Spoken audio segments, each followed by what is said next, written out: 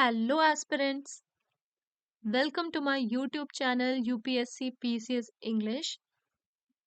हम लोग करने जा रहे हैं नोट्स फ्रॉम उत्तराखंड जीके। ये हमारी सीरीज चल रही है notes from Uttarakhand GK by Rajendra Balodi ji की जो बुक आती है हिंदी में आती है, इसे मैंने इंग्लिश में ट्रांसलेट करने की कोशिश की है, जो कि मैं पॉइंटर फॉर्मेट्स में आप सभी के सामने जो भी इम्पोर्टेंट इंफॉर्मेशन मुझे लगी है इस बुक में है, या फिर कहीं से अगर कुछ अपडेट हो रहा है तो वो मैं आप सभी के सामने पॉइंटर फॉर्मेट्स में इंग्लिश में रखने की कोशिश कर रही हूँ।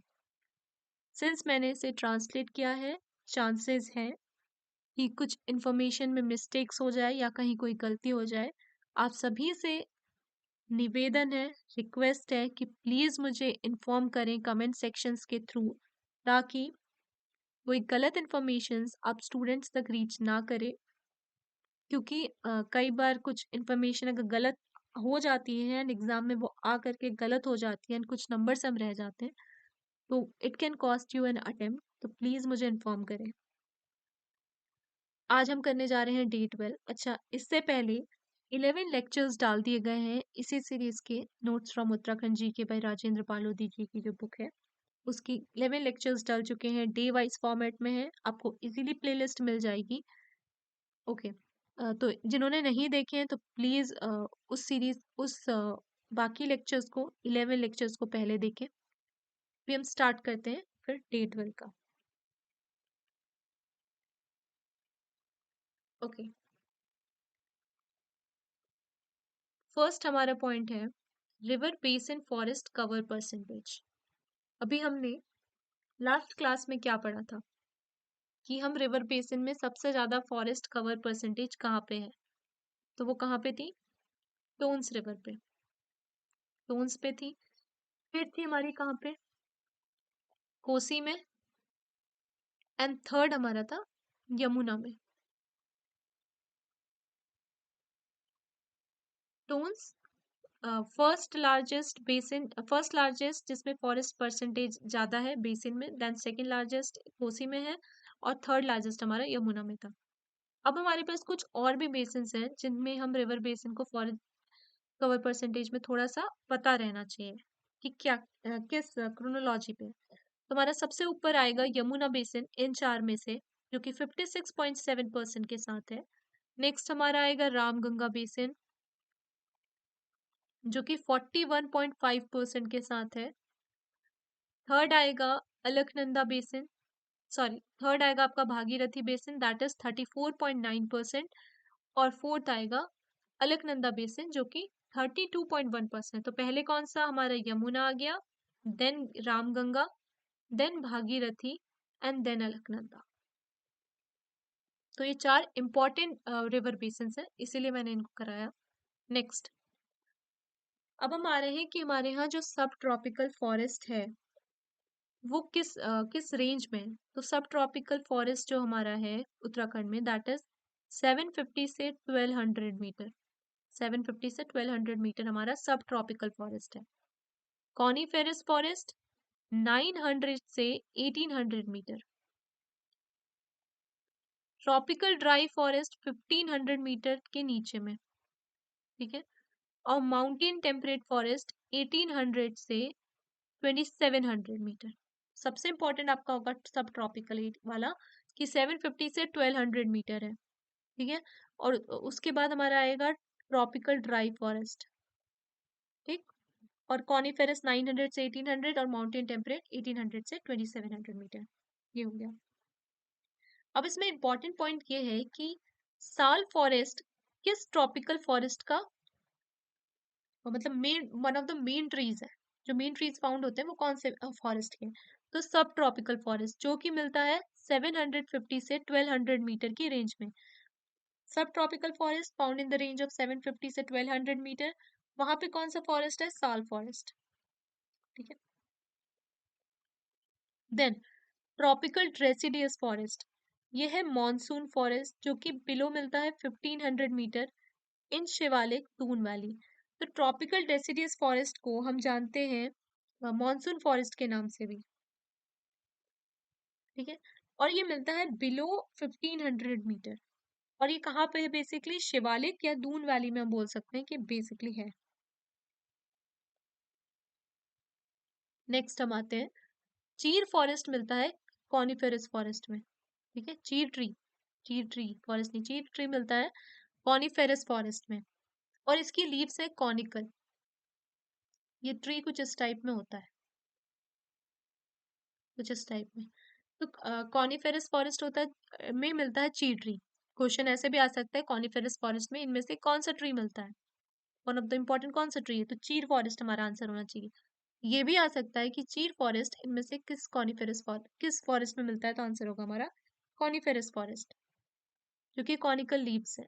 ये 20 से 30 मीटर इसकी हाइट होती है चीर फॉरेस्ट की। और लीजा ऑब्टेन होता है फ्रॉम चीर ट्रीज। ये बहुत इंपॉर्टेंट है लीजा।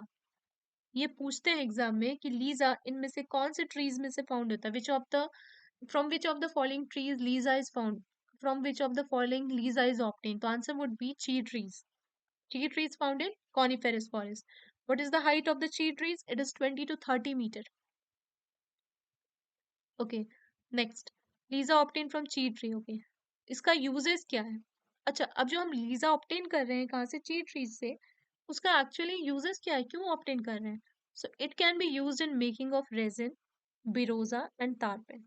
ओके, इंपॉर्टेंट है। लीजा से क्या बना सकते हैं? Resin, biroja and turpentine. Okay, next. Tree known as green gold of Uttarakhand. Green gold of Uttarakhand या स्टेट का गोल्ड हम किसको कहते हैं? बांज ट्री को।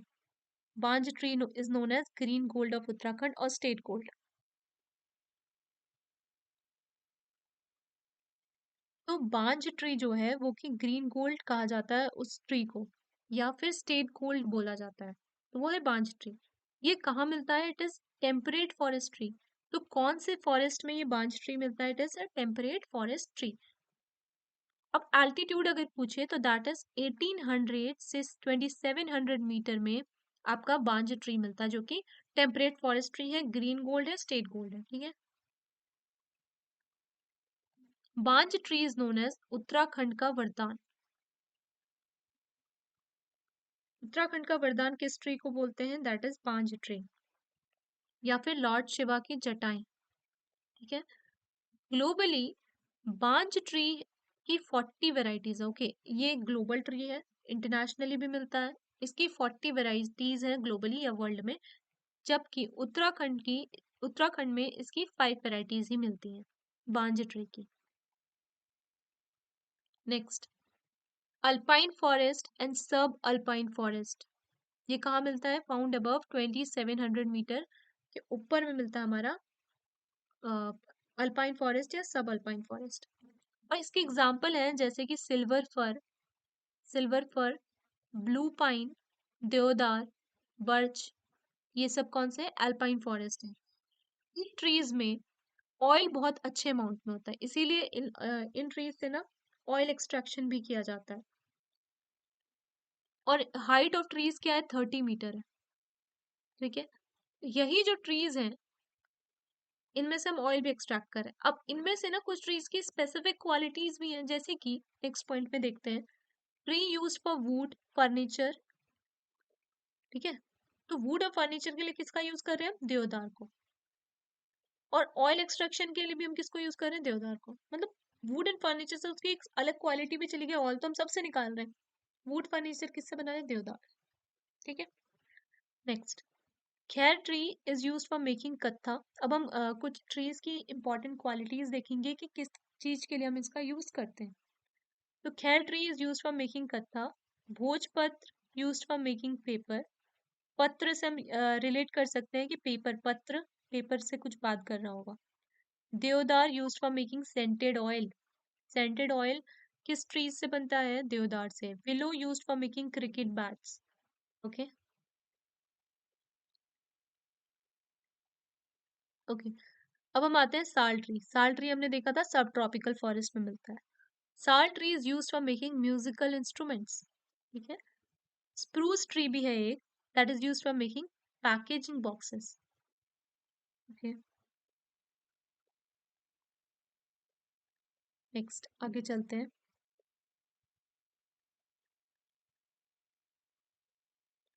अग्नि पुराण में ये मेंशन है कि one tree is being considered equal to 10 sons. ठीक है, मतलब one tree equal to 10 sons. अच्छा, क्वेश्चन में ये भी आ सकता है कि इनमें से अग्नि पुराण में क्या लिखा हुआ है। कुछ स्टेटमेंट्स देते हैं तो हमें ये पता होना चाहिए कि one tree is being considered equal to 10 sons ये लिखा हुआ है। ये भी पूछ सकता है कि one tree is being considered equal to 10 sons ये कहाँ पे लिखा हुआ है। तो उसमें ऑप्शंस में अग्नि पुराण में हमें आंसर लेना है। ठीक है, next, Indira Gandhi Indian forest academy, I think Indira Gandhi national forest academy होगा, जो भी है, okay, is situated in Dehradun, establish कब हुआ, 1987 में। तो Indira Gandhi national forest academy situated in Dehradun, established in 1987। अब हम कुछ इंपॉर्टेंट इंस्टीट्यूट्स देखेंगे, सर्टेन इंपॉर्टेंट इंस्टीट्यूट, जैसे कि देहरादून फॉरेस्ट म्यूजियम, ये कब बना। तो हमारा देहरादून फॉरेस्ट म्यूजियम बन रहा है 1914 में। 1914 में बन रहा है देहरादून फॉरेस्ट म्यूजियम। वादिया इंस्टीट्यूट, ये 1968 में दिल्ली में बना। ठीक है, 1968 में स्टैब्लिश किया इसको दिल्ली में, वादिया इंस्टीट्यूट को। अब ये कहाँ पे है, अभी ये देहरादून में शिफ्ट कर दिया गया है 1976 से। तो 68 में Wadia institute was in Delhi established, then it was brought in Dehradun in 1976। Next, Swami Ram Himalayan विश्वविद्यालय, ये 1989 में बना और इट इज डीम्ड विश्वविद्यालय इन 2007। तो स्वामी राम हिमालयन विश्वविद्यालय 1989 में बना, डीम्ड एज विश्वविद्यालय इन 2007। Okay, Indira Gandhi national forest academy बनी 1987 में और अर्लियर इसको स्टैब्लिश किया गया था 1938 में as Indian forest school. Survey of India department, ये इंपॉर्टेंट है, सर्वे ऑफ इंडिया डिपार्टमेंट बना 1767 में, जो कि 1942 में देहरादून में लाया गया। अगर क्वेश्चन आए कि सर्वे ऑफ इंडिया कहाँ है, तो इस वक्त वो देहरादून में है।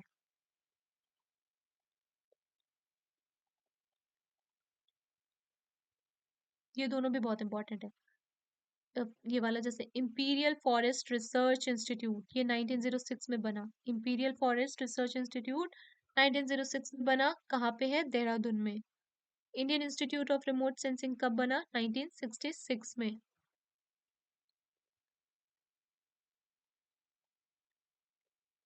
Next, silver fir, blue pine, spruce, birch, buransh tree, जहां से हम ऑयल एक्सट्रैक्ट करते हैं, ये सब आता है अंडर एल्पाइन एंड सब एल्पाइन ट्री। नेक्स्ट, एल्पाइन, यहाँ पे ग्रासलैंड्स मिलते हैं। ग्रासलैंड्स कौन कौन से, जैसे बुग्याल, पयार, मीडो, एल्पाइन पैस्चर। ठीक है,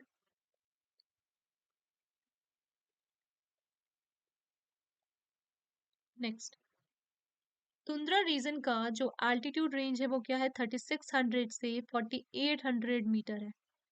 और तुंद्रा रीजन में लाइकेन, टुंड्रा ग्रास और एल्गी मिलते हैं। तीन चीजें क्या, lichen, tundra grass and algae. Next आते हैं, चिपको मूवमेंट कब स्टार्ट किया गया। चिपको मूवमेंट स्टार्टेड इन 1974 इन उत्तराखंड, कहाँ से, चमोली डिस्ट्रिक्ट से। क्वेश्चन इंपॉर्टेंट है, बहुत इंपॉर्टेंट है। चिपको मूवमेंट कहाँ से स्टार्ट किया गया, चिपको मूवमेंट स्टार्ट किया गया चमोली उत्तराखंड से। कब स्टार्ट किया गया, इन 1974। जब इसके पीछे की कहानी है कि एक महिला मंगल दल स्टैब्लिश किया गया, जो कि 1972 में स्टैब्लिश किया गया। इससे 2 साल पहले 1974 में चिपको मूवमेंट स्टार्ट हुआ। उससे पहले महिला मंगल दल बनाया गया, जो कि 1972 में बनता है, जिसको चेयर कर रही है गौरा देवी, गौरा देवी जी। ठीक है, 1974 में बाय फॉरेस्ट डिपार्टमेंट रीनी नाम के विलेज में ट्रीज को मार्क किया गया काटने के लिए, where women hugged trees in lieu of protest under leadership of Gaura Devi. तो विमेन उनसे ट्रीज से चिपक करके उन्होंने विरोध का प्रदर्शन किया, प्रोटेस्ट किया, जिसकी लीडर कौन थी, Gaura Devi. Gaura Devi is known as Chipko women. Question आ सकता है कि चिपको वुमेन किसे कहा जाता है, तो गौरा देवी, या स्टेटमेंट में दे सकता है कि Gaura Devi is known as Chipko women. 1986 में Gaura Devi was given Vriksh Mitra award, tree friend का अवार्ड दिया गया। अच्छा, इसका स्लोगन है, एक स्लोगन यूज किया गया चिपको मूवमेंट में, वो है, क्या है इस जंगल का उपकार, मिट्टी पानी और प्यार, जिंदा रहने का आधार। तो ऐसा क्वेश्चन आ सकता है कि ये स्लोगन जो है, ये किस मूवमेंट से रिलेटेड है? तो चिपको मूवमेंट से ये स्टेटमेंट रिलेटेड है। ठीक है, नेक्स्ट, हिमालय बचाओ देश बचाओ, ये स्लोगन किसने दिया? सुंदरलाल बहुगुणा ने। अच्छा,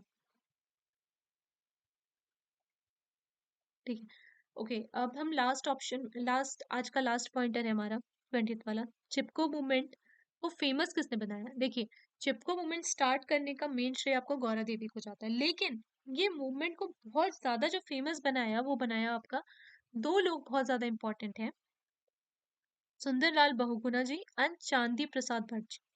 दो लोग, Sundarlal Bahuguna and Chandi Prasad Bhatt, these two people have made Chipko movement famous. Okay, तो ये हमारा मेन चिपको मूवमेंट इसमें बहुत इंपॉर्टेंट रहेगा आज के पॉइंटर्स में। और ये जो इंस्टीट्यूट्स मैंने बताए, ये काफी इंपॉर्टेंट है। इसमें सबसे इंपॉर्टेंट आपका imperial research forest research institute है, जो कि 1906 देहरादून में था।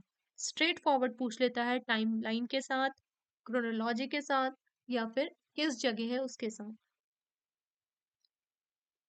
और एक चीज आपका ये लीजा वाला। ठीक है, तो आज का ये वाला यहीं तक, 20 पॉइंटर्स मैंने आज के लिए दे दिए हैं। कहीं कोई आपको मिस्टेक दिख रही है या फिर कोई त्रुटि आपको नजर आ रही है, तो प्लीज मुझे कमेंट सेक्शन पे इन्फॉर्म करें, ताकि सही इंफॉर्मेशन स्टूडेंट सेक्शन तक पहुंच जाए। Okay, right information should reach the student sections. चलिए फिर आगे सीरीज कंटिन्यू रखेंगे।